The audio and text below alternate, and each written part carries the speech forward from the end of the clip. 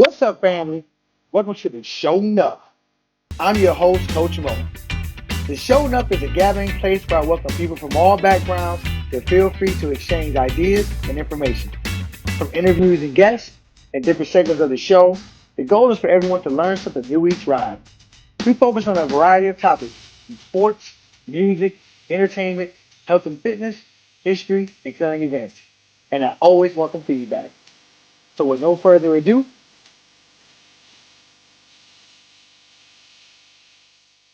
what's up, family? Happy Mother's Day to all the mothers out there. They deserve credit every day, not just on Mother's Day. This is episode 6 of the Sho Nuff. I am your host, Coach Mo. I had the pleasure once again of being joined by STEAM Academy boys varsity head basketball coach and Bradley Beal elite assistant coach, Jerome Douglas. Hey, Auntie and moms. Yes, sure. Hey, Auntie. No doubt. No doubt. We're going to give our reaction to episodes 7 and 8 of the ESPN documentary, The Last Dance. All right, let's dive right on in. What are your first thoughts on episodes 7 and 8? It's the best two episodes, I think, by far. I listen to a lot of podcasts, and a lot of the people that I trust said that these two were the ones that really stuck out and was really going to get real from here on out. I don't think a lot of people, because obviously, I think a lot of people got the last two episodes yet, because it leaked. But I think that up until this point, those two are the ones that stick out the most. You get the most of who this guy is as a player, what drove what we all here for. He's known for that killer and that motivation, and we're here to see that. And he's bringing that every single episode. You know, the start of episode 7 was that Jerry Krause quote they keep playing. There's no backstabbing. I still cannot comprehend why him and Reinsdorf felt the way they did about that team, man. It's just, every time I watch this, I'm just like, how do you break up this team after winning championships? Like, as an owner, it is hard for me to wrap my mind around that part. I did like the episodes. I like the emphasis on James Jordan, you know, and I got a lot of respect for James Jordan. I like how he was a guiding force and probably one of the few people that could tell Jordan the truth, and he trusted him. And I like how they showed James in the episode. I wish they could have showed in episode 7. They talked about how James would just go walk around United Center, go find some kid, randomly just bring him to Jordan, and have him meet Jordan. Because not that I think Ahmad Rashad is lying, I don't put it past him, but I don't think he's lying. But it would have been powerful imagery to see a kid who went to the game and had no clue they get ready to meet Michael Jordan. You know what I'm saying? Like, just the euphoria of how that kid would have responded. I wish they could have showed that. But that action alone tells me a lot about James Jordan, a lot about how he wanted, you know, he thought about others, you know, and I was really impressed by just a lot of things they said about James. I had read about James a lot. I always respected him, but I really like the fact that he thought enough of bringing children to meet Michael because, you know, they never had no access to him. Well, and I mean, I think you're thinking a little bit more with a 2020 mindset where we have so much more access to cameras and stuff like that. There's much more stuff taped. I just think back, you know, especially in 93, I think 98, they would have probably caught it, but obviously James wasn't around. And I think just That's in 93, true. they That's just true. didn't have That's the true. access to the That's true. cameras and That's stuff. definitely So true.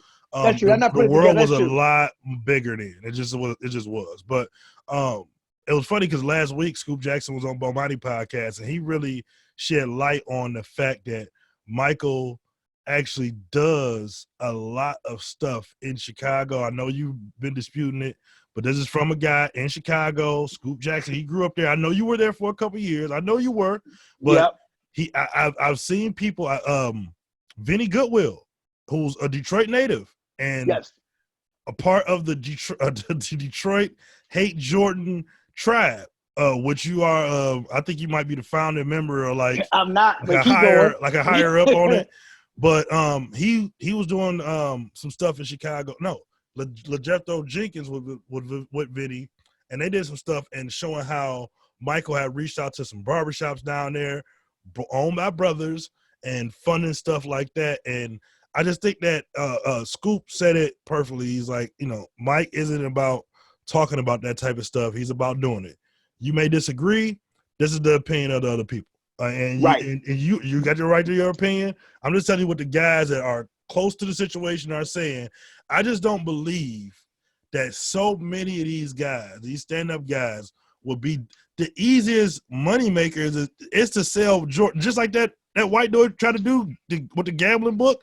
The easiest money maker is to sell Jordan out on this stuff, especially, and they're not even selling them out if it's true. You're just telling the story of he ain't nothing. Like, he don't do nothing. And I think so many guys, when it stands the test of time, that these guys keep vouching for, hey, I know he messed up. Everybody acknowledges he messed up with the Gantt thing.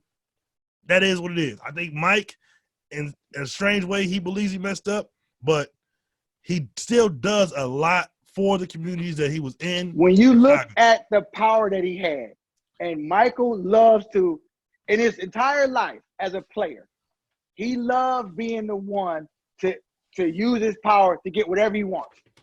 He walk into the room, his stilo is, I'm the most powerful guy here. So it's like, if you're using this power in all other aspects of your life, why aren't you using this same power impacting your community? Like, when you do other stuff, it's out in front, it's letting everybody know I'm doing it. But when you do stuff in the community, it's small, it's behind the back, you're not using the same intensity. There's a reason for that. It plays better with middle America when you're not socially active. You can call it what you want, but you can't say that he doesn't do anything. That's all my point. You can no. It's not about that. It's using. Look at his power and what he did. That's what you're disconnecting here. If your power is here and you're doing this, that's legit. No. Whoa. I'm not saying that he's doing this. You're saying that the people that I have listened to and read about are saying that he does a lot. That's what they say. I'm giving you the message, bro. You can take with the information what you want to do with it. Right. These are people that's actually there, that's connected to the situation. You're calling this from a 5,000-foot view. Compared to who? In Chicago. I understand that. But compared to Isaiah Thomas. Okay, I lived in Detroit. I went everywhere in Detroit. Like, I didn't see everything that happened in Detroit. There's a possibility that you didn't either. That's just a possibility, true. dog. That's definitely true. But I've talked to the people that's there. Ain't none of them vouching for this. Like, when I lived in Chicago, there's nobody. They're all saying Michael didn't support us.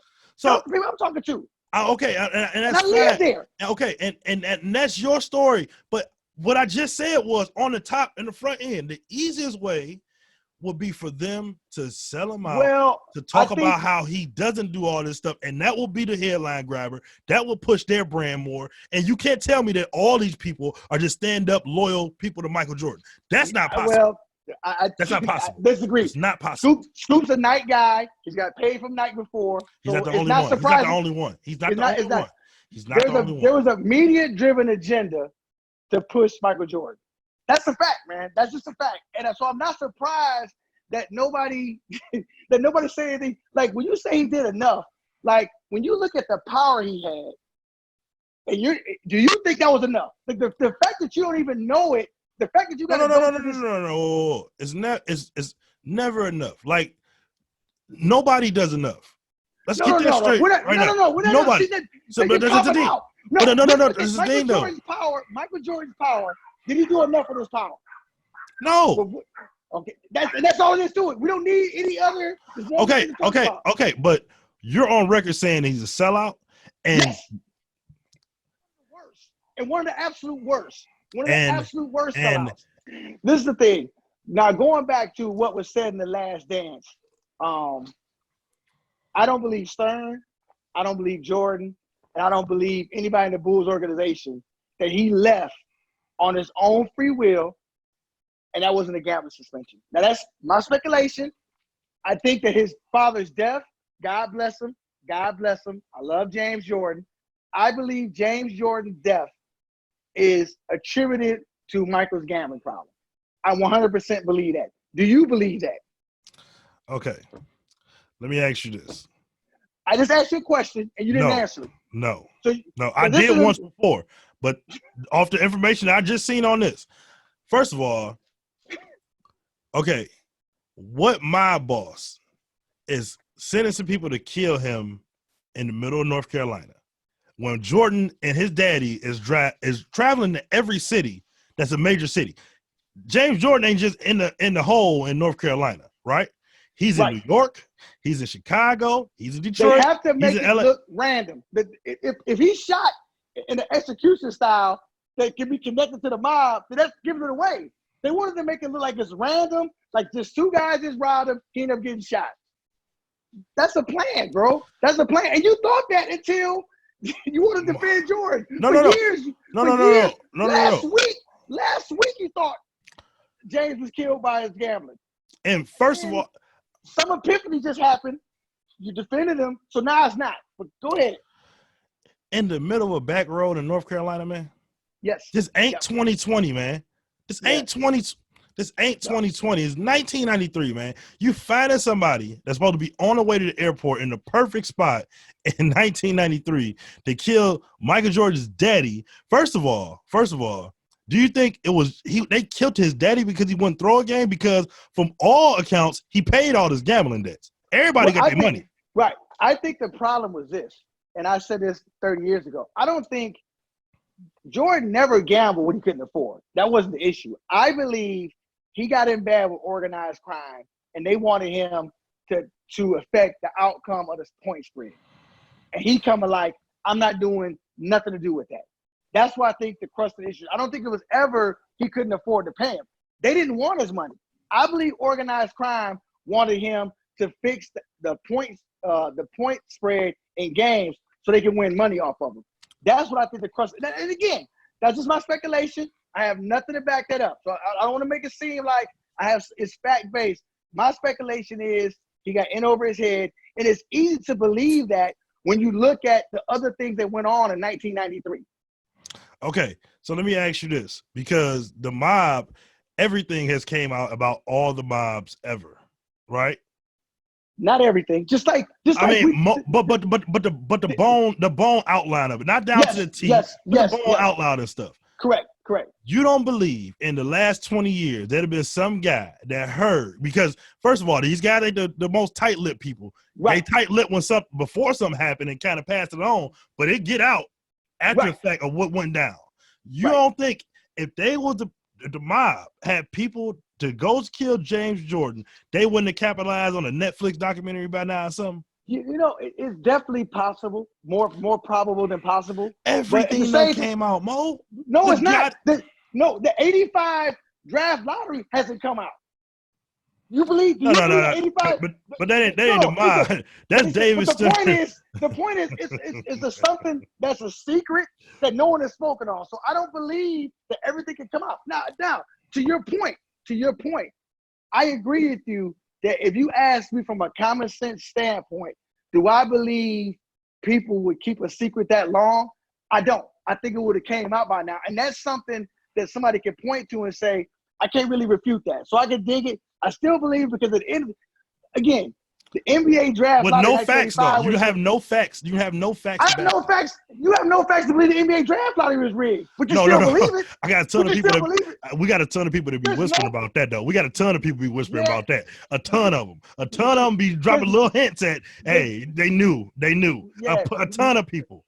And I think now that the notorious gangster David J. Stern has passed away in the last year, in the next 5 years, that might come out.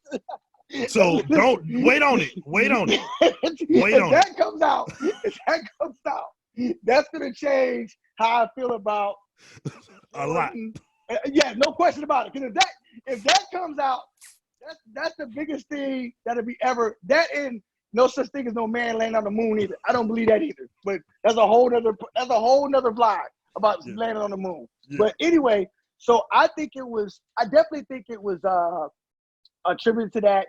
And I mean, the press conference itself, Michael even says in the press conference that he may be coming back. That wasn't a man that's saying, I'm done with basketball, I retired. That wasn't a send-off. That was somebody who knew they was coming back. Now, if Michael had just faded away out of the spotlight, spent time with his family, recharged his batteries, I would say, you know what? He was tired. He wanted to be out of the public eye. I would believe it wasn't a suspension. The fact that you don't even wait 3 or 4 months to do something else lets me believe the stuff you're saying about you tired and all that is not true. None of it's true. Because you don't, a guy that's tired and burnt out and emotionally drained, don't try to pick up a sport he ain't played since he was in high school. That's not what a man who's tired does. It's not. If you're tired, you're gonna rest, relax, vacation, spend time with your family. That's what somebody does when they're tired and they're emotionally drained. That's what they do. They don't pick up another sport. This is the problem with you, because you watch this thing and every turn, instead of watching it and just taking in the information and then coming out with a judgment. Because I lived it, I'm not going to allow them to change history, which is part of what this documentary is doing, is trying to put this spin on stuff like I wasn't there. I saw it. I know what the talk was. I'm not going to let him try to trick me like he's trying to do everybody else. He's trying to recreate his own history. Not on my watch. Not on my watch. Anyways. First of all, I think it's the biggest load management of all time. Like, I think he was burnt out. I think he knew he couldn't get it up again for the 94 season. And he coming like, okay, I wanted to get this done and get the three-peat to be able to do what Bird and Magic didn't do. And this is better time than any. Instead of them beating me, you believe that he told people in 92, and it never came out within 30 years, that he was retiring, because he said in The Last Dance that he told a reporter. The reporter said that he told him, the dude that worked the book. He wrote I forget the name of the book. Jordan said he told his dad too. So Jordan is saying it was a plan. Do you believe it was all a plan? Yes. I think he was mentally burned out on basketball. It never came out though. So on that one though, you're okay that 30 years this was a secret. It never came out that he planned it. That's okay, that secret can last, but every other secret should come out though. Never discussed. It was never discussed for 30 years that it was a plan to quit after the third and play baseball. This is the first time this has ever been mentioned. That secret though can hold. People can hold that secret though, right? People won't tell that secret. Mo, it's right here laying in front of you. It's right there. The dude. Mentally, I think that this is what I'm trying to go down the road, but you keep cutting me off because you're so fired up about this and you're sweating and stuff. So I believe that he planned to play baseball, and you notice I'm wearing the White Sox cap. You didn't even see that little drop. I dropped that on you. I dropped that on you. You're a zombie, so it's nothing gonna surprise me. I got another special one come back. I got something else. But anyway, I think that he thought he was actually gonna be tight at baseball. And I think he thought that he was gonna be. I think he's so weird and crazy. I think he was looking at like the Bo Jackson, Deion Sanders thing, and I think that was the weird motivation within it. And I think he thought he was gonna be tight at baseball, and I think his dad actually wanted him to do it. Everybody been saying that his dad was a baseball guy. His dad, Jordan loved playing baseball, and I didn't think he knew that they could not win a fourth title. And instead of us losing the fourth time, letting the Maurice Taylors of the world be able to get one over on me, I'll just walk away now. I'm going to go play baseball. I'm going to be tight at that. I'm going to play that longer. And then I'm still going to be the superstar Michael Jordan because I'm doing what I wanted to do. And I just think that baseball is such an easier sport to play and it was a different grind, Mo. That's the thing. Like you're putting apples to apples with these two sports. Like, baseball is much easier than basketball to play. It's just a fact of the matter, bro. Like, you don't have physical contact. It's easier in physical contact. It's a mental drain of playing baseball every day. It's fresh though. But everything that's fresh is easier to do. It's fresh. Basketball was easy in '84 for him. It was. I think if he was mentally drained, like mentally drained people don't pick up a new challenge. Mentally and emotionally drained people relax. they vacation. But they Now, ain't sociopaths, which you learn yeah, later on in the yeah. episode, which we'll get into, that this dude is absolutely crazy. He's not like us, and you need to stop trying to put him in the same bubble with everybody else. You just do. I think that he just like in 98. 98, he didn't come back. Only reason he came back because he got a deal to be an owner. He don't get that deal, he don't come back. So I think if he was tired, I can go for him being tired and drained if he stayed out of the limelight. So for him to pick that up, I mean, that one I'm not going for. That one, I'm definitely not going for that one, especially when this was never like it was never once discussed ever by anybody that Jordan's going to play baseball again for 30 years. But that secret can hold. No, all the other secrets got to come out. All the other secrets can't be held. They're going to come out. No. I'm saying the secrets got to come out at some point. Like, it ain't got to come out. It ain't had to come out in 94. With this documentary, right? Okay. So wait. Time out. You think his mom is that at peace with his father's death? You think Jordan is that at peace with his father's death? If they have any inkling that Jordan was the reason why his dad, you and me both agree that his mom is the tightest person in this documentary, right or wrong? Yes. You think that she's on that camera, dead at peace, that her son got her husband killed and his brothers too. They dead at peace with that dude's gambling that's got daddy killed and everything is all good. Are you crazy? Come on, man. You can't be that crazy about this. No, I think they dealt with it. I think they dealt with it as a family, and they know he crazy, and he take care of them financially, and they moved on. That's what I think it is. I do. I mean, this crazy family, because you're super cynical, man. You're super cynical. You just are, man. You're looking for every little thing. He leaves a lot of stuff. He leaves a lot of stuff open for that. Like, so forget what every writer, what David Stern said, what everybody said, that this is absolutely ludicrous to think that he was suspended for gambling. You don't respect David Stern on nothing, but now you want to listen to David Stern. No. I make jokes about David Stern. I respect David Stern. Don't get it twisted, man. Come on, man. None of them. Well, back up. You don't respect his word at all. You've never come like David Stern's word should be trusted. That's not what you ever said. You are a huge cynic of David Stern. You're not. So now David Stern, take David Stern at his word now, right? But you don't take David Stern at his word when he said the 2002 Western Conference Finals was legit. You don't take his word on that. You don't take his word on the 85 draft lottery. But that's on the tape. That's on the tape, man. Watch the game. But David Stern said it wasn't. So we take his word, right? The ref got sent to jail for gambling on the games. What are you talking about right now? Tim Donaghy did not work that series. Tim Donaghy said in his book later on that they threw it. Tim Donaghy did not work the 2002 second. So again. So where? Okay, wait. My question is, where's the Tim Donaghy for the suspension? Because if it's a suspension mode, there's a Tim Donaghy to tell it. There is. But no. It's no Tim Donaghy for this, right? But it's Tim Donaghy for the 2002 West Conference Finals. Listen, I'm a David Stern guy. Of course. Except on this. But I'm not. And let me tell you this. I'm not saying David Stern's word is 100%. And I'm a David Stern guy. David Stern has done a lot of things that is worth questioning. I don't take David Stern at his word 100% on nothing. Not just Jordan. And I respect it. I'm a David Stern guy. I love what he did for the league. But take him at his word 100%?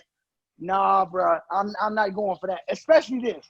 He just leaves for 18 months. Since I'm back, everything is good. Okay. Oh, he came back because baseball went on strike. You didn't see that happening again? Yes.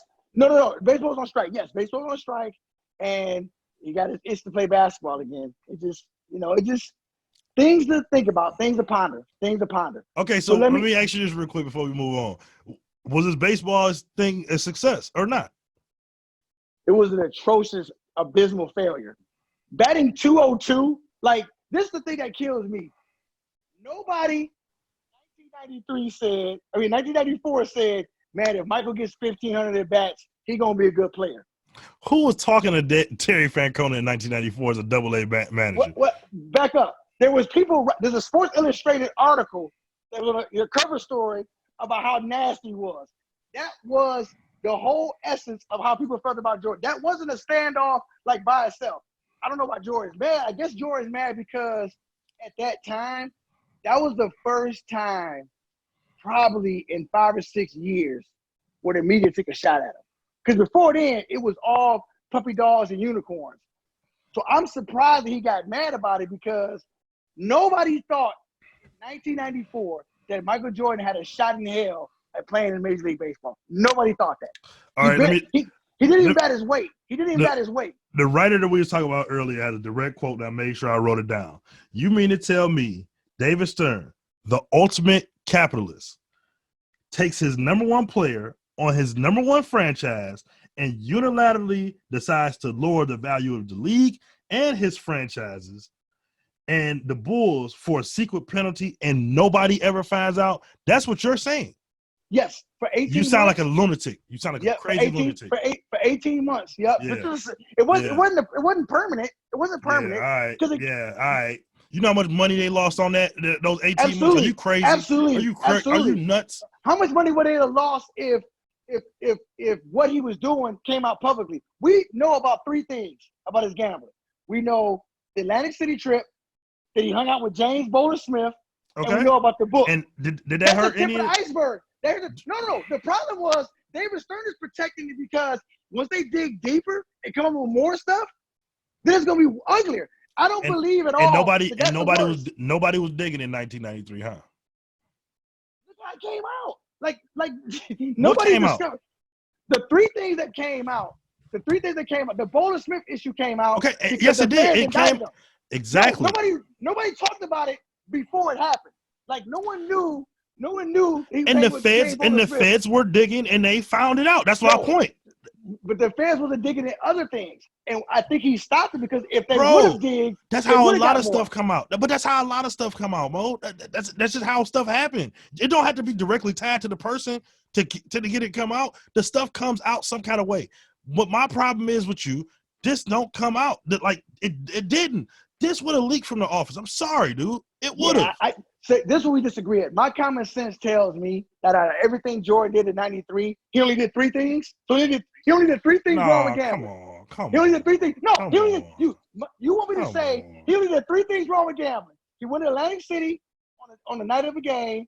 He hung up with James Bowler Smith, and he lost $1.2 million to a gambling friend. Those are the only things he did in '93. These are the things we know about. He didn't do anything else.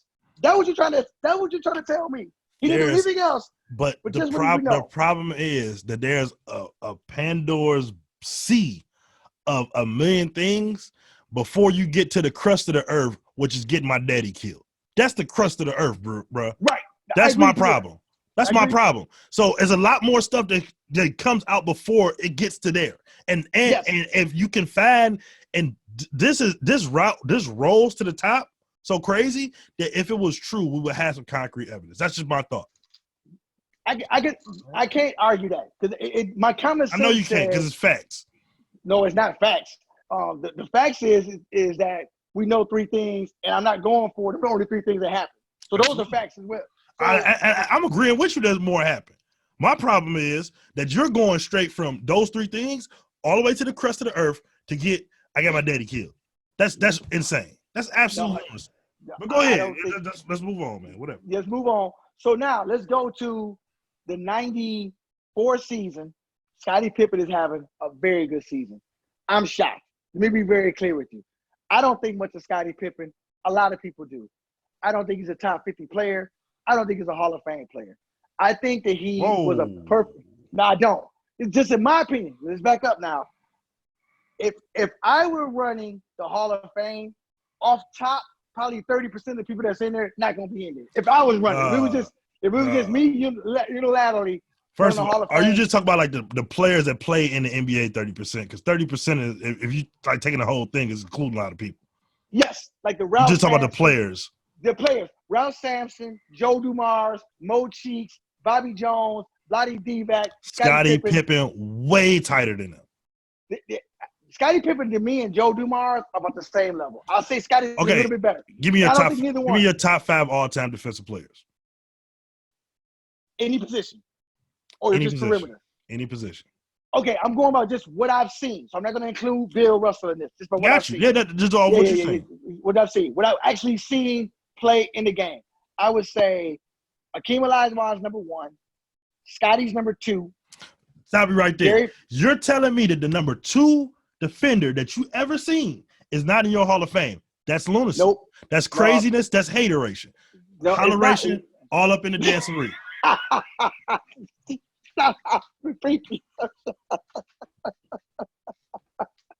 No, I just look at it like his impact to winning, to what I consider a Hall of Famer. Like to me, to be a number 2 player and get into the Hall of Fame, you have to do more than what Scotty did. I think Scotty was a great, and I mean a phenomenal defensive player. I didn't finish either. Pippen, Gary Payton, Hakeem Olajuwon, Dennis Rodman, and that's tough. That 5th one is tough. Kawhi Leonard got more steals than fouls in his career. I probably would say, did you hear me? Probably, I heard you. Probably Kareem Abdul-Jabbar. Probably those 5. That's the 5. That's 5 I probably say the best. But Pippen, to me, is the best perimeter defender I've ever seen. He can guard 3s, 4s, 2s, point guards, incredibly defensive. But his lack of heart, there's so many games where he doesn't have a Hall of Fame imprint on the game. Like a Hall of Famer he makes his presence felt on both ends, not just on defense, on both ends. And too many times Scotty don't make his presence felt. So I wouldn't have Scotty a Hall of Famer. But back in the 94 season, he had a great season. Like I thought Scotty should have been, I think Hakeem earned an MVP. I don't know what Pippen finished at, but Pippen should have been second. And let me say this. I can't stand Pippen. But had he won MVP, I wouldn't have debated it. Like I wouldn't have said it was wrong. Pippen got the MVP. Like I thought he had a great season, but he really showed his true colors by not going into that game with 1.8 seconds left.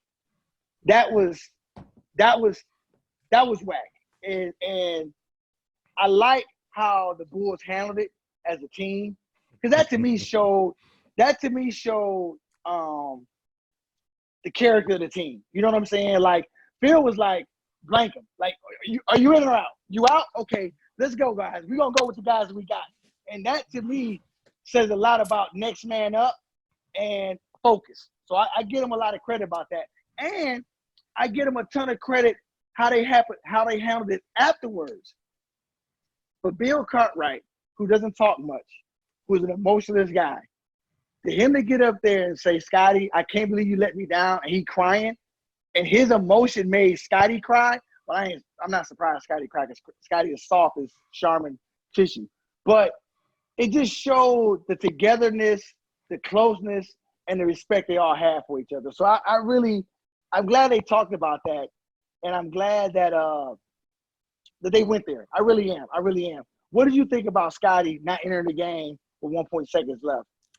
Well, that's the thing that will always make him a number 2, and that's why, a lot of people, and you're one of them, like to talk about how they only lost 2 less games. Well, they got put out in the second round to the Knicks of all people, and you got Scotty lead the charge when stuff got the tightest. You see what happened, right? So, yeah, that team was there on Stilo. They kept a lot of the core together, and they were motivated. They played a different style. I think Scotty really shocked a lot of people that didn't think he could play that way. I think to add the pieces, Tony Kukoc came right in immediately as a jolt.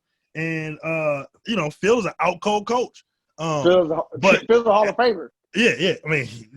Out-cold is an understatement, right? So, yes. I just think that first season, they had a sequence against the Bullets, man. The ball moved from side to side. Oh, my God. 3 times with 9 passes and 3 dribbles. And it finished in a dunk. That is beautiful basketball. Like, that's basketball. That's basketball. That's how Dr. James Naismith created it. When he created with a beat basket, yes, that's what he envisioned. You're not supposed to be dribbling the air out the ball. It don't have much. When he invented it, didn't have much air to begin with. Pass the damn ball, man.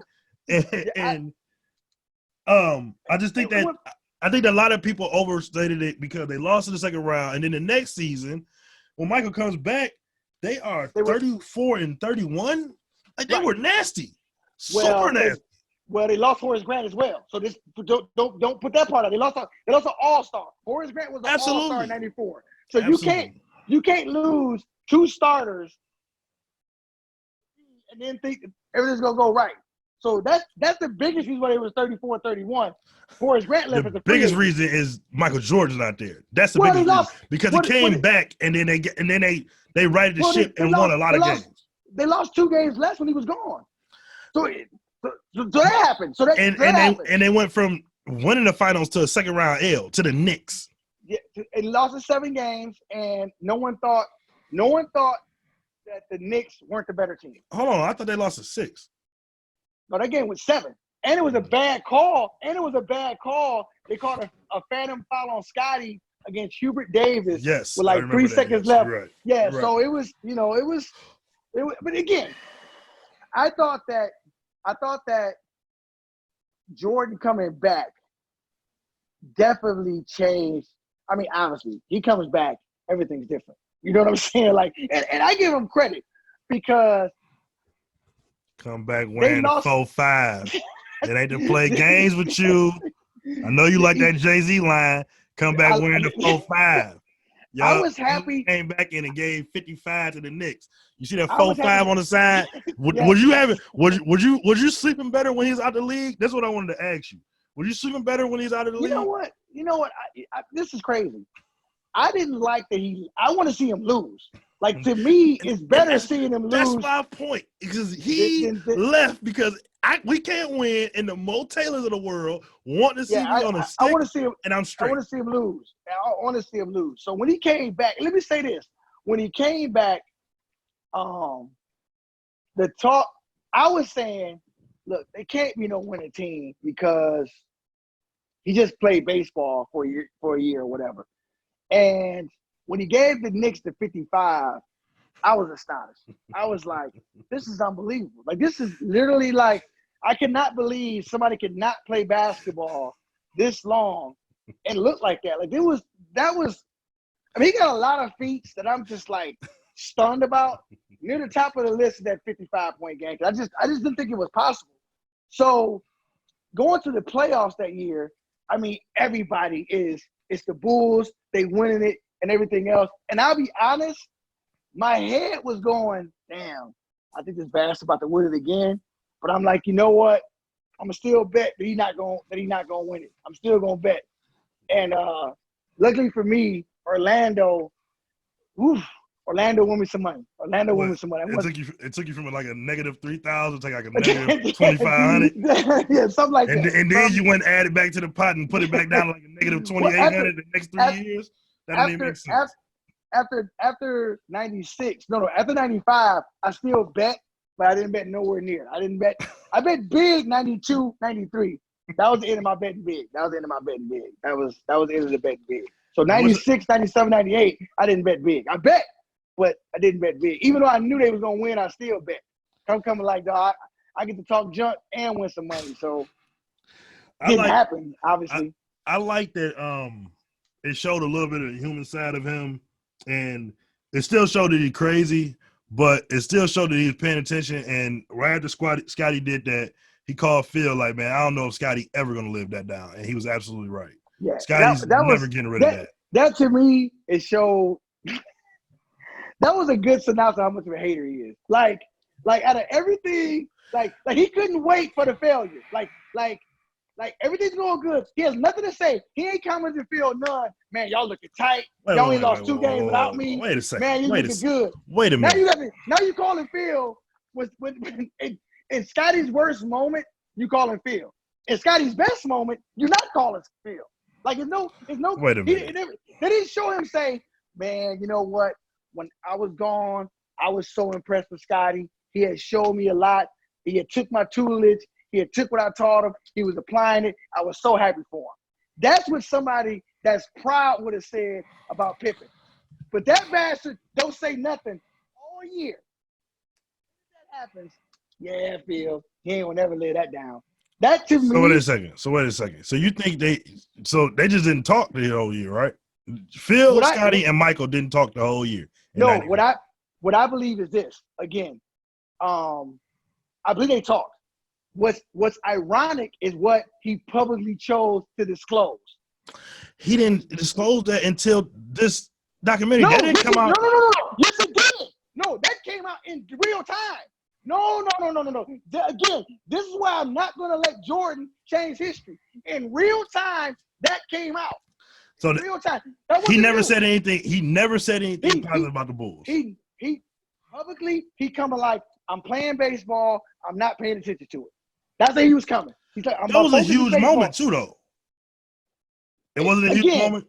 It wasn't huge, but again, it shows him because if he really was down for his boy, if Pippen is his guy, and y'all talking privately, because I do believe they was talking privately, and I do believe privately he was telling Pippen, do your thing, dog. I like how you looking. Scotty was the MVP of the All-Star game. I believe they talked in. I believe he said, dude, you doing your thing. Again, what he say in private and what he says publicly says a lot about him. And again, it's funny. He don't say nothing all year till that happens. That, to me, this is a nice segue into this one. Let's talk about Jordan's leadership. How do you feel about Jordan as a leader in episodes 7 and 8? I absolutely love it, man. I just do.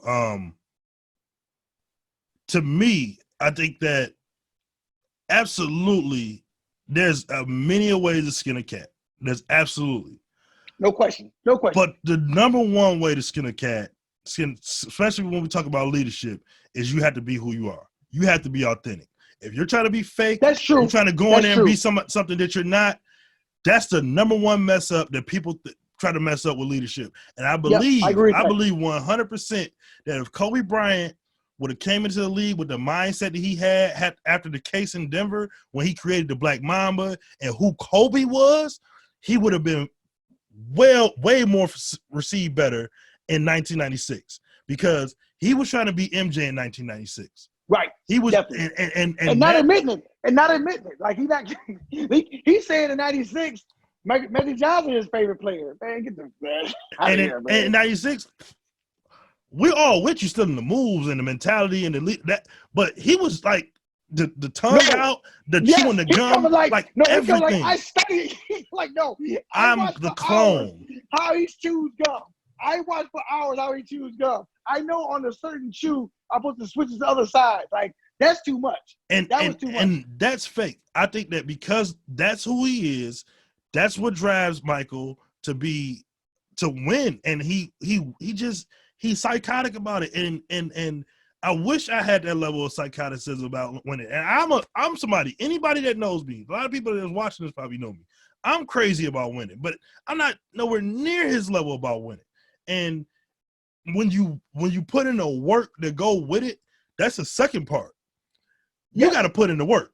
When they showing the practice stuff, he in full sweats. He's at every practice. He's at every shoot around. He's putting in and he's leading the sprints. He is putting in the work. And he has a great quote about that. He never asked me to do anything that he didn't effing do. And that's the second step where people want to be bosses and not leaders. There's two totally different things. Yes. People think I give you the instructions, you do it because I know what I'm supposed to do. No, I'm in the trenches with you. I'm doing my part. I'm doing everything they ask me to do, which is 25 things more than what they ask you to do. They ask you to bring the ball to the court, pass the ball, rebound, box out. I'm doing all of this. I'm making all of this happen. You got to come up to my standards, and you better do the two, three things that you got to do right, because I got to do 25 things right, or we don't have a chance. And your 2 or 3 things are easy and simple. What's the hard part about that? Yeah, so this is where we disagree at. I think for sure. No, you hit some great points that I'm gonna absolutely agree with. Number one, you have to. If this wasn't public, you would have stole the takes and took them as yourself. But I'm glad it's on video. You have to. And I give my credit. You have to be authentic. That's without a doubt. However, when you're smart as Jordan, like you have to figure out a way, because everybody doesn't receive leadership the same way. The best leaders, they analyze and they build trust with each person. And they say, this guy needs a foot in his ass. This guy needs a pat on the back. Now, again, the thing that Jordan can say, and I respect this part, it worked. At the end of the day, they won 6 championships. So you can't question the leadership in terms of what he did. The part that I found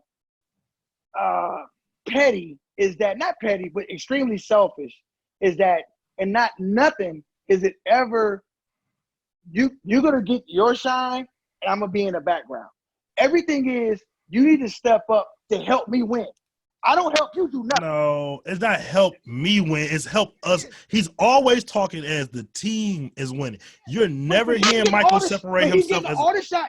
He's getting the shot saying himself. He the best. Like, the reason why I respect Isaiah, Magic, and Bird more, because they bring everybody up. When it's your time to shine, you're going to shine, and I'm going to play off of you. Jordan is never saying you're going to have a time to shine. Your time to shine is when we win. I'm going to get all the shine. I'm going to get all the shots, and the spotlight you get from that, that's going to be what you get. Bird, Magic, and Isaiah are like, when you got it going, we're going to play off you. If you win the MVP, that's fine, because all we want to do is win. Jordan wants to win, but on terms. So it's when he says stuff like, I want to win at any cost. No, you don't. You want to win at any cost while you getting all the credit for it. Because if it's any cost means you don't care who gets the credit. That's what any cost means. When you say I want to win at any cost, that means I don't care who gets the credit as long as you win. That's not Michael Jordan. Under no circumstance that Michael Jordan. And there's absolutely some truth to that. I'm not going to disagree with that. The problem with you're just skipping past is how cold he is at basketball. That's like all the stuff starts there. Like he's doing all this major stuff because he can, and he's better than everybody because he is. And I like how you slid in there, Bird, Magic, and Zeke. Let's just slide one more in there, Bill Russell. Okay, who are those 4? I'll give you probably better. And Tim Duncan. They're 5. I'll give you those. Okay, name somebody else is better than him as a leader. Name somebody else is better than him as a leader, plus the results and the player. Yeah. Right. So, okay, you got your 5, and those 5 guys are special. Those guys probably would lead armies and countries, whatever they chose to get into. Those are 5 of the greatest leaders I've ever heard about. Yes. And if you're saying Michael ain't nothing because he can't live up to them standards, okay, no. I agree with you. But I'm just saying. I respect their leadership style better. I'm just saying when you come off with how the vigor that you're coming off of it with, you make it seem like 100 guys are doing this better than he is, and it's only 5. No. The thing is that, again, you can't argue the results. So as a leader, and I've said this before, I give him credit because at the end of the day, you got to win championships. You know what I'm saying? And to me, and I'm not going to get into it now, but I just think when you go into battle, like to me, I don't just think about Jordan. Competition, the essence of competition is when you know I can do my very best and still get my ass kicked. That's competition. That was never the 90s. That wasn't never Michael Jordan. That was never where he went into something saying, I can play my best and they still can beat us. That's competition. That's not competition when you know if I play my best, just like he said about the Knicks. He knows when we play our best, they got nothing for us. That ain't competition. Competition is we can play our best and we still don't win. So that, to me, can change how you lead when you know that's the outcome. But he said that. But it's two sides to that coin. Your side of the coin is they just ain't nothing and they terrible. The other side of the coin is he just better than them. And he knows that my better is better than theirs. So is it competition because you're destroying them? Like, I mean, I guess not. By your definition, it is what it is. But it's not like they went 82-0, Mo. They lost some games. They lost. They was down in some series. All of that. All of it. Again, when you look at roster construction, the teams that he played against, that he beat, almost none of them had a second Hall of Famer. He got 2 top 50 players. Almost none of them have a second Hall of Famer. That's not the 80s. In the 80s, you're playing against teams that got 2, 3, sometimes 4 Hall of Famers. And you still going into it not thinking you're going to win. There's still the Lakers went into playing the Celtics saying we could play our best game and still not win. And you're going to your tried and true take of these teams with multiple Hall of Famers, and it's a myth. You got the Lakers and Celtics have all Hall of Famers all over the place. He played in the championship. The Philadelphia 76ers got 3 Hall of Famers. They won the championship. And they was there for 2 years. Well, all I'm saying is when you look at comparing those, how many Hall of Famers the Pistons got? 3. Rodman, Joe Dumars, Zeke. Right. And what I'm telling you and is then name the 4th and 15. Again, when Jordan played against teams that had 3 Hall of Famers, he's under 500. When those teams in the 90s didn't have that, he won more. I mean, listen, you can't pick and choose what era you're playing. You can't. And I don't want to make it sound like that. But the reality is the Knicks, Seattle, Utah, Phoenix, Portland do not compare one iota close to the 86 Celtics, the Lakers Showtime, the bad. They're not close to that. And they're not close to the equipment that he had, right? Yes, right or wrong? Absolutely. Okay, because those Celtics teams are way more lathered up and way more littered with talent than those 96 Bulls teams. So they have more ammunition going into the fight to fight these bigger battles because they got the hookups in the 80s that I won't get into. We'll separate podcast with that one. But I tell you, I got the facts on this. I'm gonna learn y'all something on that one. Y'all don't know.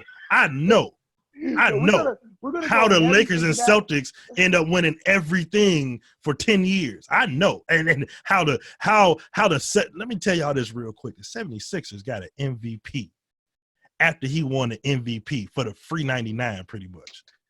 Added to the team with Dr. J on it. They was in the Eastern Conference Finals the year before without him.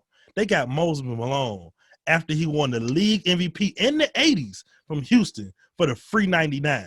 And y'all want to talk about hookups out here. I got some information for y'all on the 80s, for sure. And the bottom of the league was bootylicious. I don't know if too many of y'all have heard that word before. The same bottom of the league in the 90s. The bottom of the league has been bootylicious since George Mikan played. That ain't never changed. Let's segue now into Jordan loses to Orlando, which I absolutely love. He has to do a movie. And this part really, in real time, when this happened in real time, he really gained my respect. There's 2 or 3 moves that really gained my respect. They lose to Orlando, and he basically tells Jerry Krause, which he gives Jerry Krause no credit for whatsoever. Jerry, I can't go out there with these guys. You better give me some talent. He tells Jerry that. He doesn't mention it in the documentary, gives Jerry Krause no credit. Jerry says, no problem. He goes and gets Dennis Rodman. Now, I'm thinking to myself, I got to see how this works. Because Pippen hates Rodman. Jordan don't like Rodman. And Jordan is at the presser coming like, look, dude, he want to win. I want to win. We're good. So that was like, whoa. That was like step one to like, okay, man. Now he's like he really don't care now. Like he can't take this losing. The second thing, and I give him a ton of credit for, that he don't get enough credit, in my opinion. He's filming Space Jam. They're doing shooting, I think 6 days a week, about 14 hours a day. Mm-hmm. He tells the producers of Space Jam, I can only do it if I get to work on basketball, because I'm not losing to Orlando again. And they build him a mobile facility, full weight room, full court basketball. He does Space Jam during the day, gets his workout in, not just just lifting weights, cardio, gets that in, gets the basketball workout in, and then has time to do 5-on-5 scrimmaging. Listen to me again, y'all. He's shooting a movie for 14 hours. Just say 12 hours. After he's done shooting the movie, he's getting the weightlifting in. After he gets the weightlifting in, he's going to get shots up. After he gets the shots up, he's telling guys, NBA players to come in, let's run 5-on-5. He's doing that 5 days a week. 6. That is commitment. That is sacrifice. That let me know that he really, really couldn't stand losing to Orlando, and that can't happen again. Like, that can't happen again. And to me, people talk about Jordan on a lot of different levels, and to me, he got so many accolades, and they're all well deserved. But to me, and how I look at him, that's near the top of the list for me. Is how he responded to losing to Orlando and wanting to get the throne back. And they showed it, and it was really amazing to see how much work he put into with Tim Grover and getting his body back together, getting his legs back together, and getting his basketball back together. And I thought that was amazing. I was really, I knew it in real time because they talked about it in real time when it was happening. But to see it, reading about it is one thing. Actually seeing it is always different than that. So he earned my respect with that one. That one I had to give him. That really cemented what I thought about his will to win and his commitment to preparation. And he don't get, to me, he don't get enough credit for that, to me. And they alluded to the double agent secret spying he was doing. Yeah, I want to see how these guys land. I want to see how these guys really land. I don't believe that. That to me is, that just got to make him Thanos. I think he was coming like, dog, I need to hoop. And I'm not playing. Even if you don't believe it's intentional, but if you get a chance to see somebody for the whole summer, because again, this is back in the day where every once in a while these guys get to hoop with each other. I'm bringing in most of the best guys in here.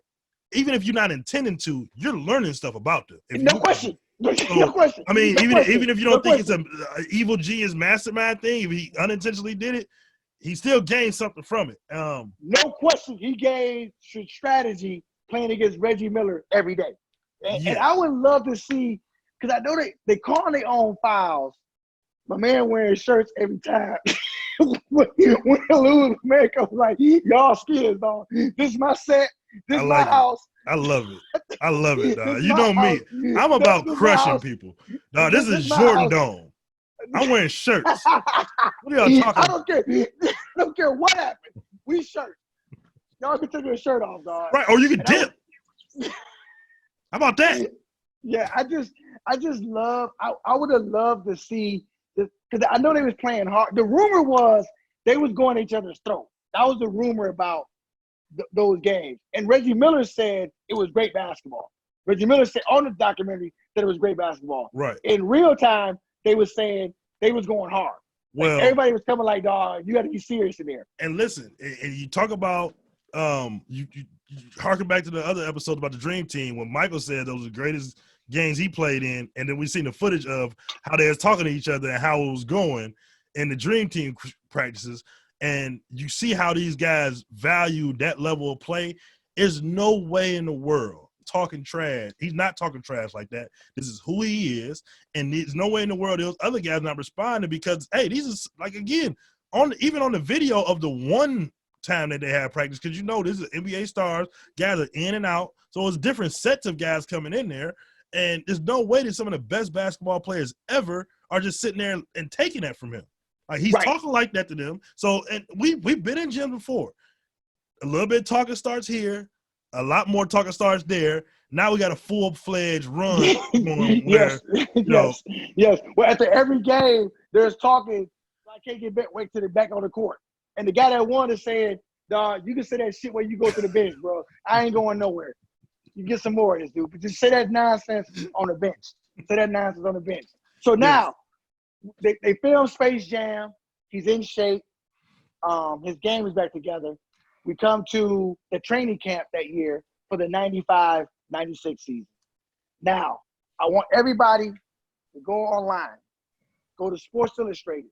There was an article, April 7th, 1997, my birthday, that went in. Wow, ain't that something else? I'm pretty good. A lot of stuff going on. Yeah. Anyway, it goes into detail of the rift between Jordan and the incoming players that, again, The Last Dance didn't go into. Phil Jackson said, it was written by Michael Silver. Phil Jackson said that Jordan, like the players that year where Jordan wasn't there, it was more ball movement. Scotty made more guys feel included.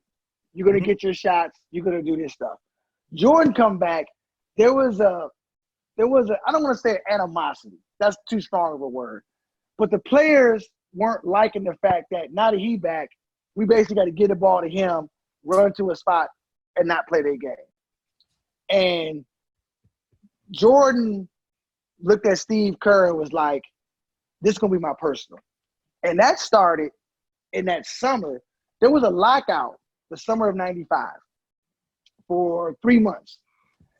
Jordan's agent, David Falk, wanted to decertify the union, not have a draft. Steve Kerr was a player rep. Him and Jordan got into it a lot about the CBA, the collective bargaining agreement, how the union should move, and everything else. As we know with Jordan, if you cross him, he don't forget that. He don't forget that. So when they get to that training camp, Jordan is really lighting into Steve Kerr. Steve Kerr said, and I quote, he's frothing at the mouth. Steve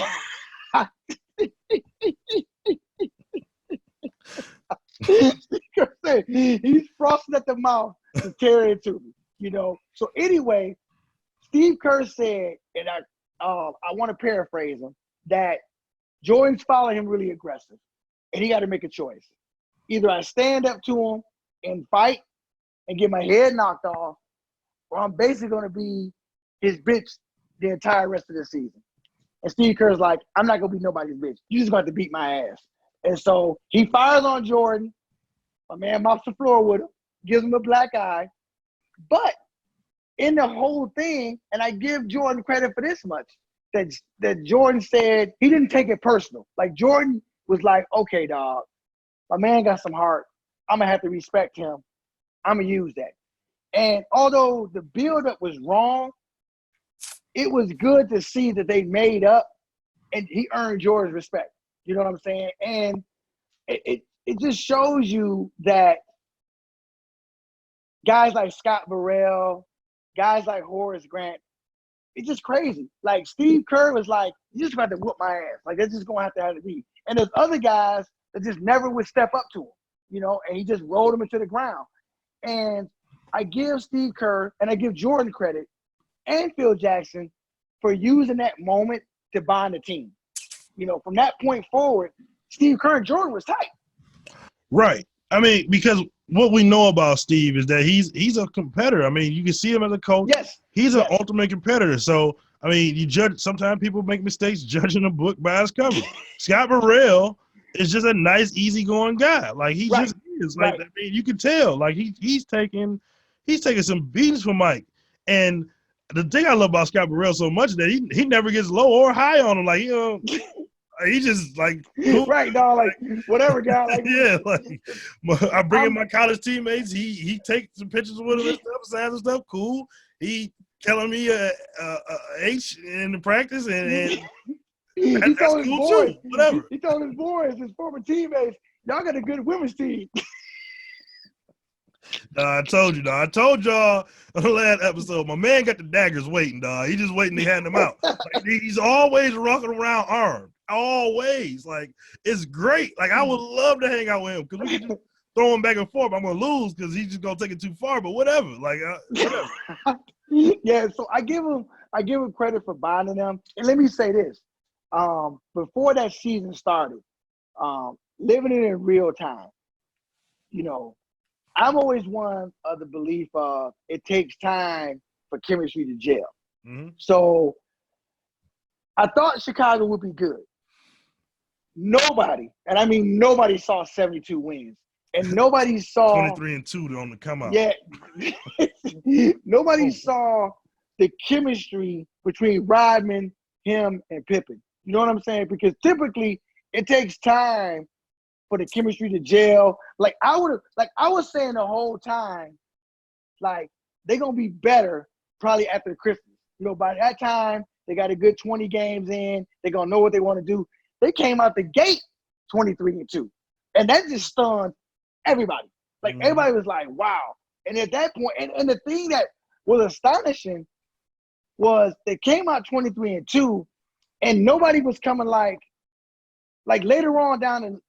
they kept winning. Like, it was never like, okay, we're going to take our foot off the gas. We're going to rest some players. We're going to do this. We're going to do that. They come like, no, we going for that record. Because it was 69-13 was the record prior. Wilt Chamberlain, Jerry West had won 69 games, like 71 or 72. Mm-hmm. And they was coming like, we getting that record. And we winning the championship. And I give them credit. I remember this in real time. Yes. On the hat, dog. Listen. That's Michael all the way. Yes, that to me, I respect it so much. Because I remember when they did it. And to me, I love the San Antonio Spurs. I love Tim Duncan. Okay, one of my favorite players. One of the knocks, in my opinion, was that they never repeated. Because to me, the baddest thing in sports is when you plant your flag and you tell everybody else, come get this flag for me. That to me is the ultimate of sports. You know what I'm saying? And Jordan, don't climb the mountain and leave. Like, all right, somebody else can get it. Like, that's the Spurs. Like, all right, we'll come here. All right, cool. We'll come up there and take it from somebody. They'll come up there and take it from somebody. But they won't stick around after the battle and say, all right, we're gonna be here. What's up? Right. And again, I love Tim Duncan. Mm-hmm. I'm a Spurs fan. But to me, when they got the hats made and wore it publicly, that to me was just saying, here goes our flag, come get it. You know what I'm saying? And Jordan, I give him credit. When he talked about B.J. Armstrong, it's easy to talk junk. Don't say that, dog. Something. Say that, dog. That's one of my quotes, man. Okay. Oh, that's so tight. But go ahead. But no. We're going to come to it. I love your notes. But I respected the fact when they got those hats made, that was them saying, we win the championship and ain't nothing else is acceptable. And I respected that. Some people thought it was arrogant. I didn't. I thought it was, we planting our flag, you want some, come get some. We getting that title. And I highly respected it. Highly respected it. I mean, one person's arrogance, another person's confidence, man. I mean, if you put it, that's my point that harkens back to his leadership. If you put in the work, he worked so hard and they worked so hard. I can't imagine what that training camp was like. Like just watching some of these guys recall the older days with Mike, and you just see the look in their eyes and their facial expressions of how insane it probably was. But they all look back on it and say, man, I was in the best shape I was, or best basketball player I was. Right. And then they respect it. But going on like you said, when you a leader, number one, your behavior and example has to set the tone.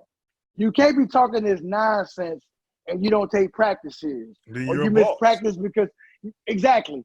And that, again, he deserves all the credit in the world for, because he's coming like it's well documented way before this came out. He's an insane practice player. He takes practice extremely serious. Every drill he wants to be first in, he takes it serious because he wants to bring everybody else to take it serious. So I can't get mad at all. This dude throwing quarters off a wall with security guards serious. Like, come on, man. Like all this stuff goes into this pop to make this competitive, crazy stew that you can't take one of the ingredients out and not keep the great pot of stew. Like all of this stuff goes together with the work ethic, with the skill and stuff. And I think that's the part where he broke down crying, because he understands that I personally, Michael Jordan, I couldn't do it any other way. Like, and it hurts me because I think he knows, because like we said, he's a smart guy. I think he knows how it looks, obviously. That's why they didn't release the documentary in 98. He knows how it looks. and he said that. He said at the start of this gonna make a lot of people look at me sideways. Yeah. He said that April 18th, in promoting this whole documentary, he was like, a lot of people gonna look at me differently. A lot of people gonna look at me differently. He said it on Good Morning America, so he wanted everybody to hear it. So, and I just think what he said, the quote was, will you do it a different way? Like, he's like, dog, if it worked for you, it does. Like, but this is how my brain works. And I just think that at the end of the day, that's what you get out of it with that type of guy, is you get a second three-peat at the retirement. Now, again, with the baseball retirement, I don't believe, especially once he won the first one, it morphed into something different, and his psychopathy, sociopath ways went to another level. And I just think you burn out on it, and he couldn't do it 4 years straight. I don't imagine in 1,000 years. Like a lot of people like to talk, and I'm the big Jordan fan, just like anybody else. I don't believe in a million years they win 8 straight championships. Like, not at all. Yes. No, not at all. Not at all. I think they have a chance in '99 because of the lockout, and they get a break, yes. and then so many teams are. Yes. That's the crazy one to me. Yeah. The thing that crazy to me. 94 and 94 they was gonna lose. Yeah, they was gonna lose. I think this is the thing. I don't know if the Knicks would have beat them. I'm positive Houston would have beat them. I don't know if the Knicks would have beat them. I think Houston would have beat them. I think you know what? I think the Knicks beat them because they just would have been so tired, and the Knicks would have they would have been kept. The Knicks were so motivated, so fired up, and it just would have been like, man, it's over. Like, and I think that's how the Bulls beat the Pistons. Like, man, they just coming back, man. Like, I'm done. And then by them not wanting to pay Horace Grant, that was it. You know what I'm saying? Like, that was just like, okay, now we got to re-rock this thing all over again. To Jerry Krause's credit, he does that. You know what I mean? And I think that the second three-peat, the thing that really stands out to me about so many different things is that athletically, he wasn't the same. Like, anybody who saw him play 91, 92, 93, he wasn't the same athletically. There's 4 different Michael Jordans. There's the first 3 years Michael Jordan, just a wild cat that's just out there running around and just jumping over people, whatever. There's the second Michael Jordan from like 87 to like 1990 that putting together the skills, but now he's starting to put some fear into people. He's a showman. He's in the dunk contests, yada, yada this. From 90 to 93 is the best Michael Jordan. You got the total package. Still hella athletic, probably the best defender in the league at the time, the best offensive player, can hit you with the jump shot, still going to the rack crazy, very, very energetic. Like, he was the best balance. But the 96 to 98 Jordan was the most cerebral, played the most mind games. And I think that's when the most, because you're seeing the slight story starting to pick up. That's when, and it's so crazy that I don't know if he knew he needed, or it was intentional, or just the sociopath grew into that.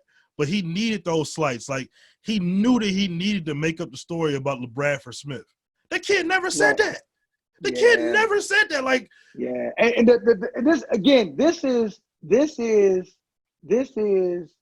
the media BS. They knew that back then. He didn't say it.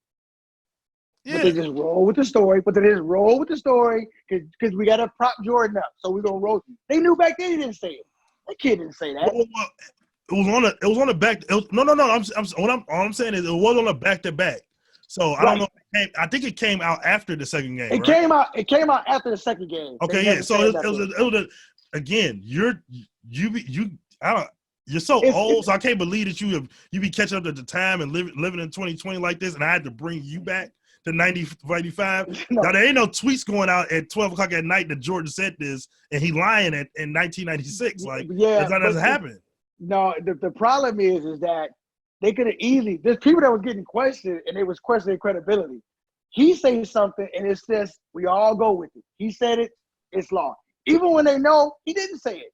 They could have said it back then. He didn't say that stuff. But he's not Thanos if you start chipping away at his story. So that story is the brick and makes him Thanos. I'll give you credit to a small percentage that the media is filled with very, very smart people, and they understand where they bread is buttered. That's all I'll say. Yes. I mean, there's a reason why Sports Illustrated, I think one time they put him on the cover. Especially in the three-peat. Them checks was a little bit, the people that following Jordan, them checks was a lot smaller, dude.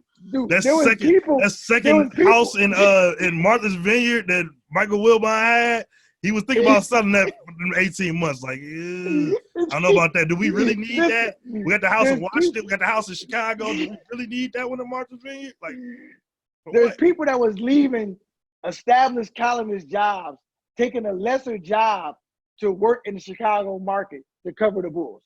Like, people was flocking to cover the Bulls. Like, they were leaving. They were columnists somewhere else Yeah. to leave and just be in the aura of that whole thing. It's because insane. it was profitable. It's insane that J.A. Donde,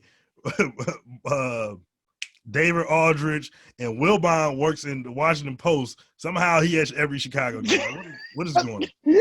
What is going on? Now going to the last part of episode 8, we're going to talk about Gary Payton, the 96 finals. And also, I keep forgetting this. Hey, y'all, if you like this, you like our content, you got to like it, you got to comment, you got to subscribe. I don't say it enough, but you guys got to do it to help us grow the show. But how did you feel about directly to me? Because if you donate to him, I'm not gonna get the money. Cash App, $ Rome 2123. Send it directly to me, even if it's $1. I don't get it if you send it to him and say, "Hey, it's 20. Split it with Rome." I'm not gonna see that. Go ahead, my fault. But talking about Gary Payton, the 96 finals. Gary Payton's comments first, and then Jordan's comments later. How did you feel about Gary Payton's comments regarding his take on the 96 finals? I mean, I see the thing with Gary is he's such a big trash talker himself that he was trying to take some kind of like mental or some kind of moral victory off losing 4-2, and the whole damn thing looking like dog, like. You lost. What are you talking about, dude? Like, yeah, dude. Like, you made him work, but you a little bit jiggy. Like, you locked him up. Like, we seeing the end, like the points at the bottom of this. Like, it's 28, 29. I think it's a 30 feet or 29 again. Yeah, like in a bad game, and then he gave y'all buckets to close it out in Seattle. Like, right. What is going on, GB? Like, oh no, it was in Chicago. They got back to Chicago, but whatever. But Michael, I don't understand Gary. Like you said, Gary Payton's a trash talker, and I don't get it, man. Like again, if you're talking in the moment, I can understand. I don't agree with it, but I can understand a pro athlete in the moment got to believe in himself and not give credit when it's due. When you're a 50-something-year-old man, bro, and you're looking back on something that happened 20-something years ago, and you're not competitive about nothing in life. There's nothing Gary Payton right now is competitive about. He's a rich man. Yeah. He's very happy. He's blessed beyond his wildest dreams. There's nothing in his life that he's competing about. And I don't understand how tough it is to say, man, he was a tough cover. I tried my best. I slowed him down, but, he's good as advertised. I don't understand Gary Payton's take. Do you think MJ's response is different if Gary goes about it the other way? Do you feel like no? I don't because MJ is responding directly to Gary's comments. Though. Yes. So I still think MJ, just to be fair on both sides, MJ still could have given credit that, hey, he didn't lock me up. Obviously he didn't. But he made me more than Dan Marley. Yeah. Like, I mean, was that the lowest percentage of shots since he played the Pistons? Like, yes. That was the lowest percentage he ever shot in a series. The lowest scoring in 6 finals. His lowest scoring average is 6 finals. So it's like the proof is in the pudding. You know what I'm saying? Like, my man made you work. Did he stop Jordan? Hell no, he didn't stop. There's nobody that looked at it and thought, man, Gary Payton locking my man up. Yeah. I looked at it and I said, wow, I give GP some credit, dog, because it's crazy because when you watch the game in real time, I never felt like Chicago was in trouble. But even the 2 games they lost, I never felt like they couldn't make a run. And like even though Seattle was winning a lot of the game, I never felt like, man, they're going to get 3 or 4 stops in a row. My man going to put the cape on and they're going to win. So when they lost, I never was like, Seattle got a real chance. Like, I never was like in danger. And I'll say this, and I wish Jordan could have said this. If Jordan would have went into the series saying, like he did against Clyde, you know what I'm saying? Like he went into the series saying, if he went into the series saying, this young punk think he gonna guard me. Like if Gary Payton would have been talking before the finals about how I'm the defensive player of the year. I'm about to lock Mike up and all that. I still think Mike would have worked, but he'd have tore him up. Like it wouldn't have been that. I think Jordan really didn't take him serious those 2 games, thought they had it won, and then he was like, okay, now you talking, now I'm about to end it now. Now you talking, now you messed up. And see, this is one of the funny things about series, and me and you've discussed this before. The only close series is the series that goes 7. Because you look at this series right here, they're up 3-1. You never get the thought that they're close, right? But okay, so how does it change if the Bulls win the first 2, the Sonics win Game 3, now it's 2-1, right? Bulls win Game 4, it's 3-1. They win Game 5. Sonics win Game 5, it's 3-2, and then they go back to Chicago, close them out in 6, and then some people would think they were close. Like, yeah, they got a couple. No, they didn't. No, they didn't. If you lose a series 4-2, the other team won twice as many. It's right. You were not on their level. You were not on their level. Close. You're not close. You're not close. No. The thing is this, and I understand it to a certain point. I'm with you. Me and you both agree. A 6-game series ain't close. No. However, it gets worse anywhere from down there. It's not close. It's gentleman sweep, Cheerio, and then it's break the broomsticks out and the octopus. Right. So I guess people, I'm guessing, because I never thought this, because typically, with the exception of the finals, because it used to be 2-3-2. If you lose Game 6, if you get closed out at home, man, get the out of here, man. Get out of here, man. You wasn't close. No, and to me, me and you both agree, people get way too much of a steal off losing in 6, dog. Like, to me, it's a small step above that Cheerio. It's a small step. Very, like you said.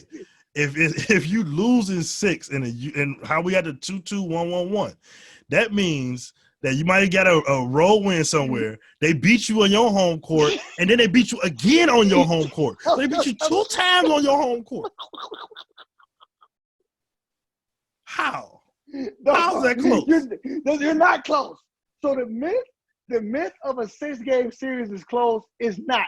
Again, I don't get it, because people walk away when you get the absolute broomstick or the gentleman sweep. There's no stealing in there. Like you walk away from that one. And listen, people at home are doing the math. Like, well, what if it's the favorite team, and then if they won Game 6, they could have won They could have got this Game 7 at home.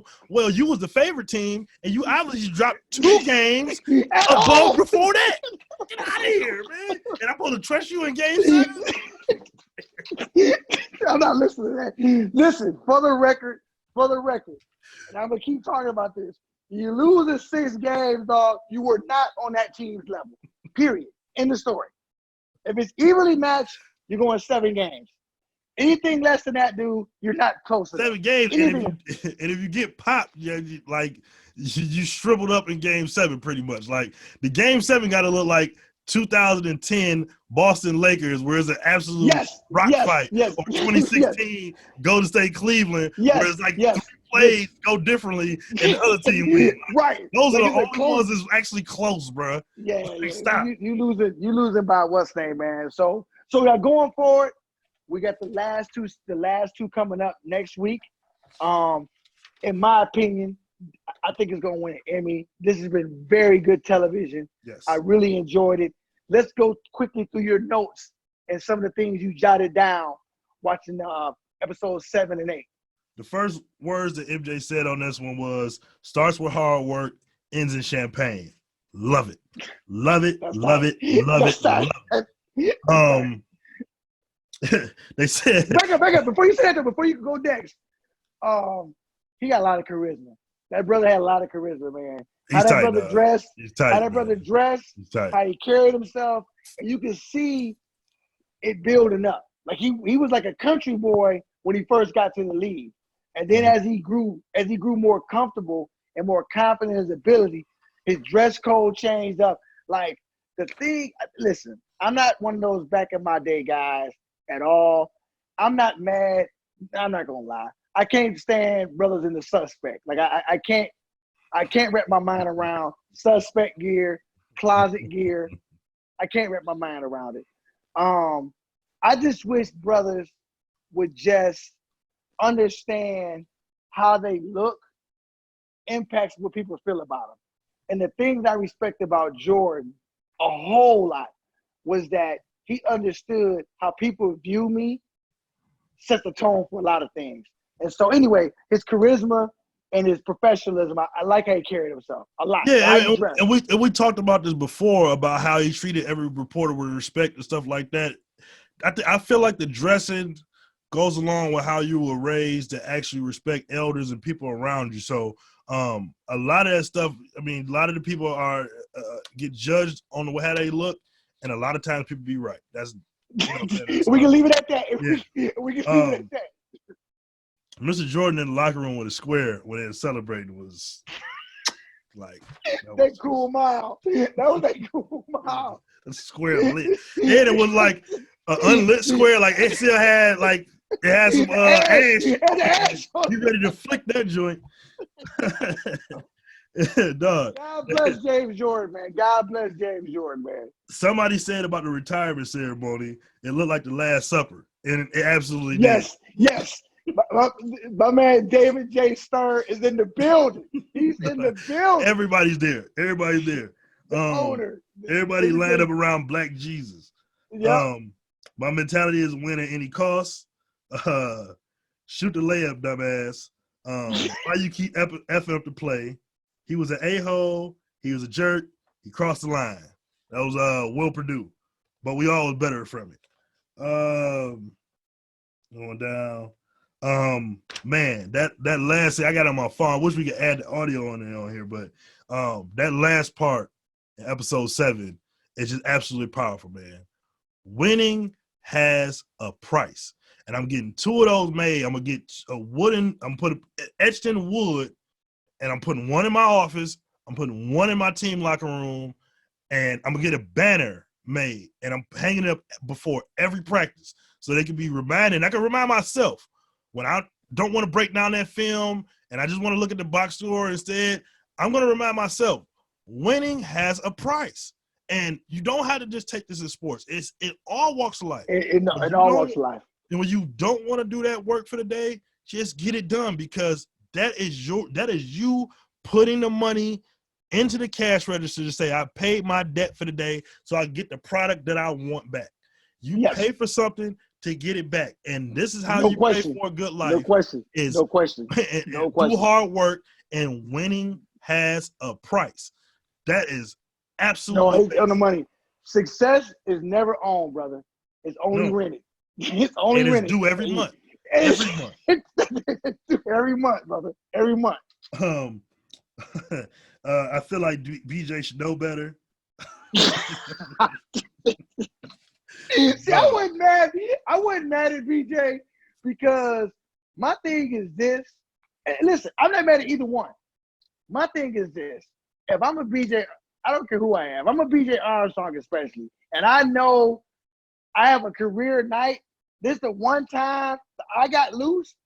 Dog, I'm gonna enjoy that. And I take what come with it. Like I know BJ know, like, this ain't gonna end well. You know what I'm saying? But whatever.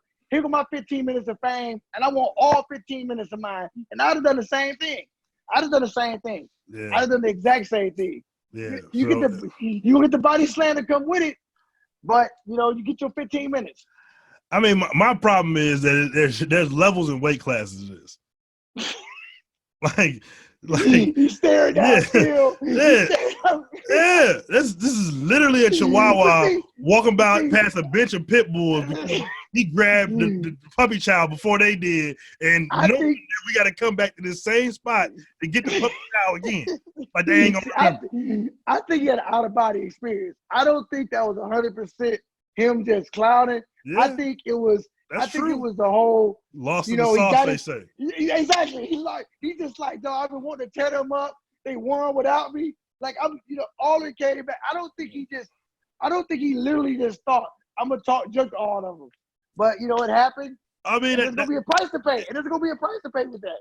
Yeah, and as we've seen, Ron Harper asked him, like, how crazy is it? He got a cigar in his mouth and a baseball bat in his hand, just in the locker room. And Ron Harper is like, I can feel this. Whatever this is, I can feel it, bro. Right. You mad? Like, are you peed off? And Dog says, you think I should be? And he's swinging the baseball bat. Right, you think I should be? Like, I mean, most of us got wives or husbands or whatever. If you go to your significant other and you say some form, or are you mad or something like that, and that's the vibe you get back, you know that person is heated. And then he goes on to say, like you pointed out earlier, see, all that trash talk is all good with a 5-6 point lead. with 17 seconds left. You talking before the game. Okay. Is he swinging the baseball bat that's in his hand? Let's see how they talking at 0-0. And B.J. Armstrong goes on to score 0 points the next game. Or 2 points, my fault. 2 points. I think it was like 1 for 7 from the field, and Cinderella the slipper turn back to the regular shoe. Contrary to what you believe, Jerry Reinsdorf and Terry Francona both said MJ would have major leagues, whatever. I like that, and what is that? 90. That's 95. BJ challenged MJ in practice when he's on strike. It pretty much gets him back in the groove of things. The I'm back was tight, and David Falk like, dog, look, you keep sending me my stuff back. I do that all the time. If people are asking me to do something, and I try my best, and I keep giving them different chances, like, yeah, I'll take 1 or 2. Hey, can you?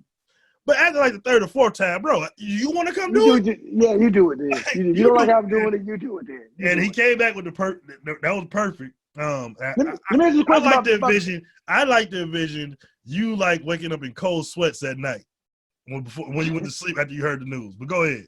Like the boogeyman. Let me ask this question: Would you have respected it much more if a baseball player other than somebody associated with the White Sox would have said the same thing about Jordan?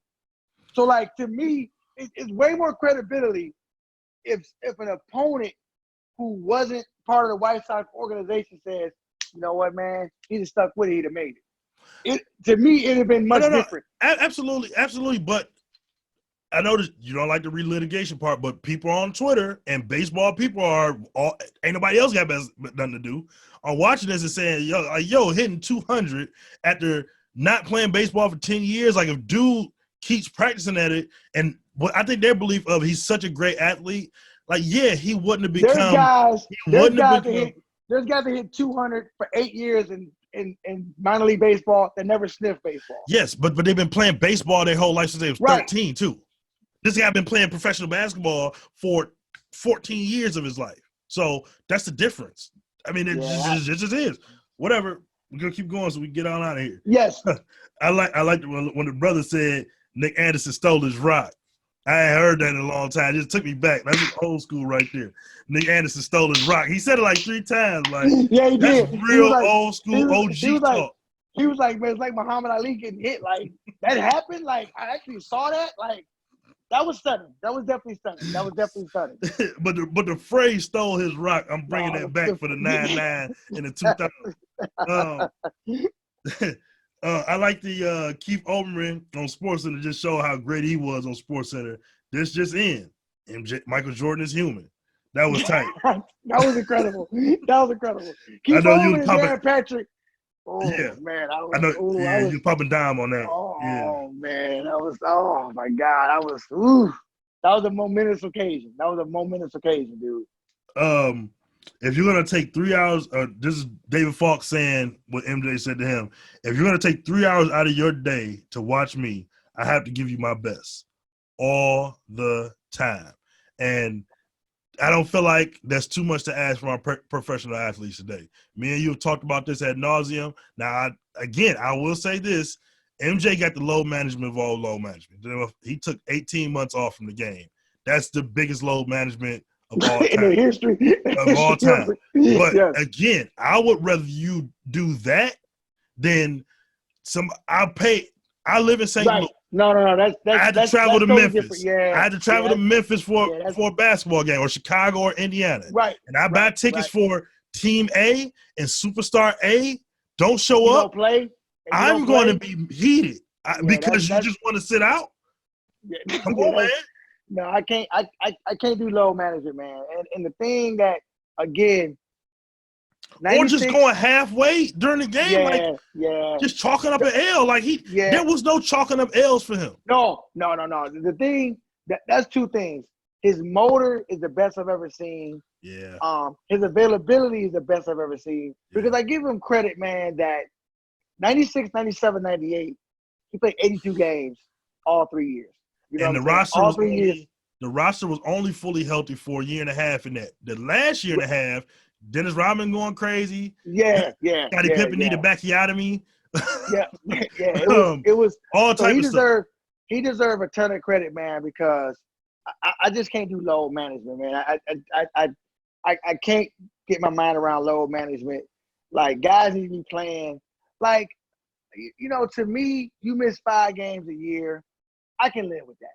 You know what I'm saying? To me, I can live with 5 games a year. Perfect attendance shouldn't be the requirement. I'm with that. But when you missing 7, 8, 9, 10 games and they for load management, my thing is this. If you miss 5 games for injury, then the load management is gone, bro. You don't use your load management. It's gone. Like, you got games you miss for injury. You miss games, bro. You need to be strapped up. Nobody's talking about injury. But as the old saying goes, are you injured or are you hurt? Oh, you hurt, because there's a difference. It's 2 different things. Injured means you need to sit down and not hurt even more. And rehabilitate and get it together. If you hurt, you need to go out there and play, bro. You want to keep this more PG-13 rated. I don't want to say what I want to say or what I say in my locker rooms, but just understand you need to go out there and play. It's the simplest way we can put this. You need to play, man. You need to play. No, I know no excuse for that. Yeah. As we talked about earlier, he was frothing at the mouth for the training camp. And I like GP. F what you talking about, George. I'm Gardner. We're not going out with a sweep. I like that from GT. We're not getting swept, dog. What you talking about is crazy. We're not about to keep this. This ain't working. We're down 3-0. And I don't understand why it took 3-0 to change. Because George Karl ain't a tight coach at all. And that's why even though I'm in the profession, listen to me, y'all. This is somebody that's actually a coach. The coaches don't affect that much.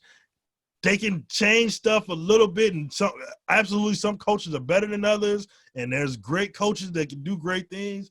But I'll tell you right now, if Phil Jackson signs on to be the Washington Bullets head coach in 1990, he's the Zen master doing yoga somewhere in 2020, and you don't know his name no more. All right. Yeah, it you have takes to get talent. You have to have talent. You got to get talent first and foremost, and then you could do some things to help that talent. But that talent drives everything around this. It takes talent first. No, you can't. It takes. And that's at every level. Yeah. Now, the best coaches can elevate the talent. They can. The best coaches can elevate talent. I'm not saying we. I am and make it B. But there's some coaches that have D talent and they come with D coaching, and there's you know what I'm saying. You don't do nothing with them. So there's different levels, but it starts with talent. You cannot win without talent. If Phil Jackson would have coached Dave Corzine, Brad Sellers, Dennis Hobson, he'd have got fired. You're not winning. It's just not gonna happen, bro. Yeah. It's not gonna happen. But MJ on the team. So yes, triangle offense, be damned. Like whatever, it don't matter. Okay, so we're gonna wrap this bad baby up. Once again, if you like what we're talking about, please like, comment, and subscribe. We got 2 more episodes left, y'all. 2 more episodes left for us to give our reaction to. Some states are beginning to open back up from this COVID-19 pandemic. Please be safe, social distancing, washing your hands, and if you're sick, stay home and go see a doctor. Don't be sick and take it out to the public.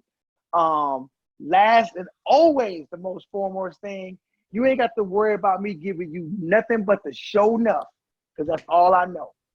Thank you. Have a good night.